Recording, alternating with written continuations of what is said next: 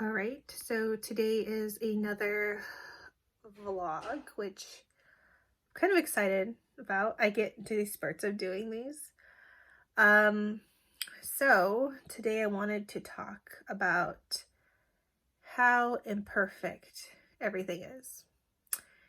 Life is so imperfect and situations are so imperfect, and I need to get over that because I think this vision of perfection kind of paralyzes me a lot of times in doing things and making decisions.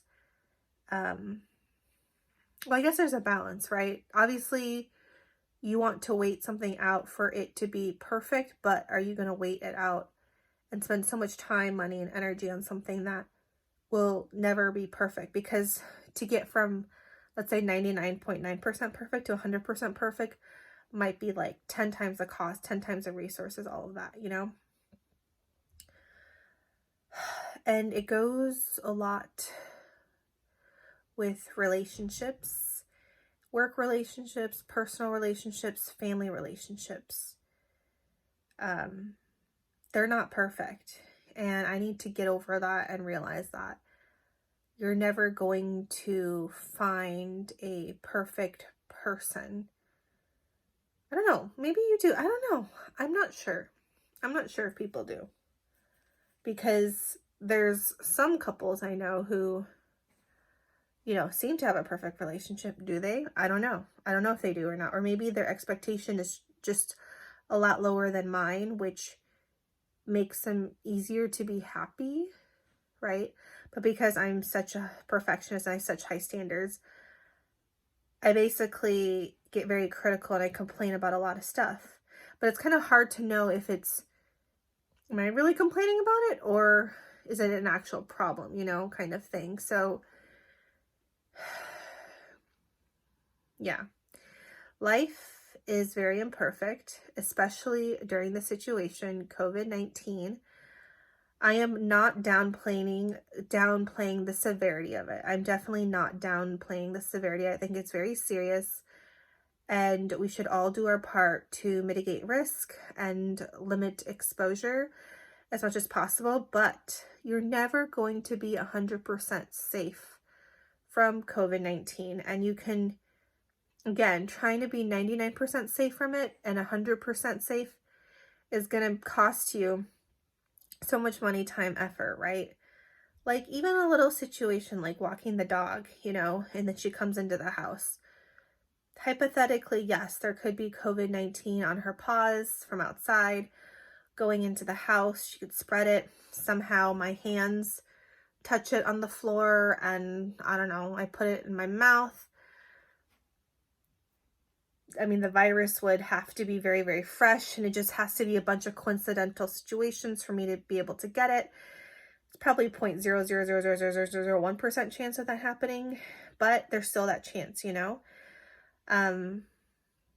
So there's no perfect situation for you to be 100% protected from COVID-19. Even if you want to stay at home all day, you still need to eat, you still want to get the mail. I still get packages from Amazon. I still order takeout and delivery. And yes, there's that risk. But the chance of that is very, very, very small in comparison to, going to a music festival or something. What else was I gonna say?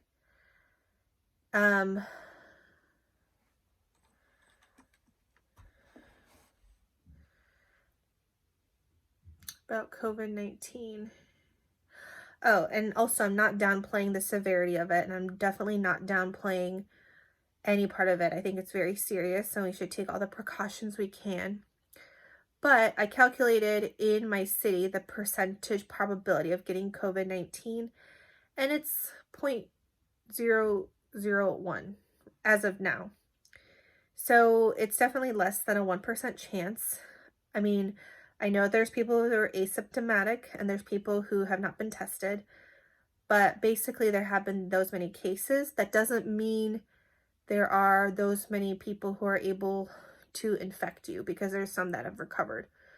So with all this stuff going on in the media of COVID-19, it's still somewhat rare.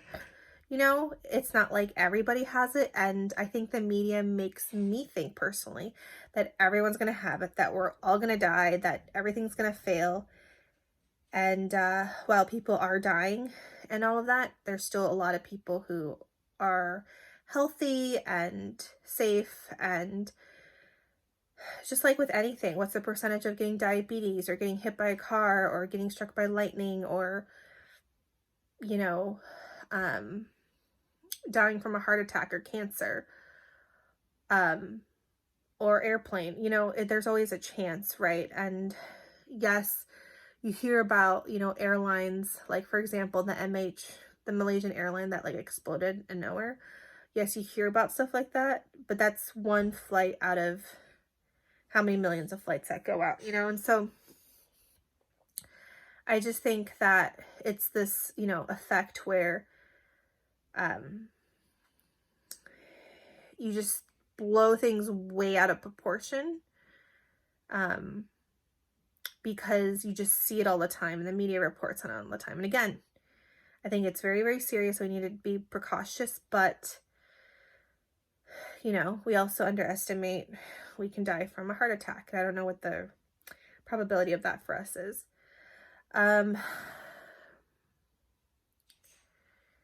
Okay. So, yeah. So yeah, just a lot of things in life are very much imperfect. And when you run a business, you realize a lot of situations are imperfect. There's not perfect information. There's never a perfect situation. And I think the key to success in business is being able to operate in very, very vague, and very fuzzy terms. And I realize a lot of people can't do that. A lot of people need very, very strict direction, and that's really what separates people from their performance. Is some people are able to kind of just go with it and take on something, and then other people need to be handheld through the entire way. And that, I think, makes a difference between somebody who is more of a manager, leader, than somebody who's like an analyst or a beginner level, right? The beginner level will need to be told kind of every little thing. But if they're able to show that they can manage something on their own without every little hand holding, then, you know, they get to move up. And I do think that is why CEOs, leaders, politicians, whatever, get paid the big bucks, because they're able to make decisions in very, very uncertain conditions and with very, very limited information. And they're the ones who are able to make that decision. What else? Which is why things are imperfect. And a lot of people can't handle it when things are imperfect. A lot of people can't handle uncertainty. A lot of people can't handle risk. A lot of people can't handle not knowing, which is why I think a lot of people are going crazy during this time. And I've actually realized that a lot of people can't handle it, you know, and I maybe overestimated. Sometimes, I don't know, it's just, I don't know, I just overestimated. Sometimes, yeah, but no one's perfect. Again, no one's perfect, and I'm definitely not perfect. I'm a very negative person sometimes. I think I'm very critical, and I'm never happy.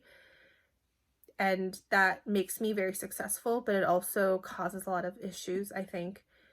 And I never want anyone to think my life is perfect or I'm a perfect person. Because it's very hard for me to be happy in any situation. I always find things wrong with things.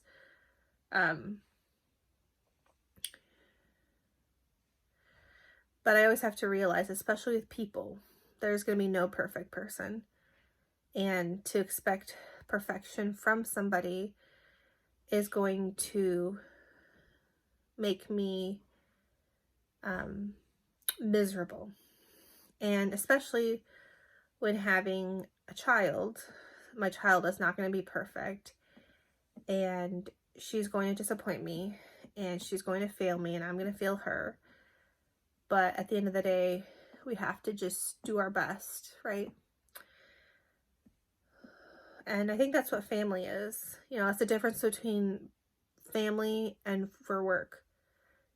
Work, if you fail, you're fired, right? If work you fail, you get let go. Family, if you fail, you stick together and you stay together. And yeah, that's kind of the difference between family and work. And that's why bringing family members into your business is really difficult and messy, and I really try to separate it as much as possible. I really try not to have them overlap, because I don't want to be put in a situation where I have to make those hard choices. But you know, it's also funny because some people treat their family as work, right? You know, they abandon them, they leave them, they do whatever because, you know, whatever, their family is whatever. And I never ever, I used to state that, you know, Banish were a family, and as much as it is, we're not a family. You know, you're not my family. Like, my work is not my family.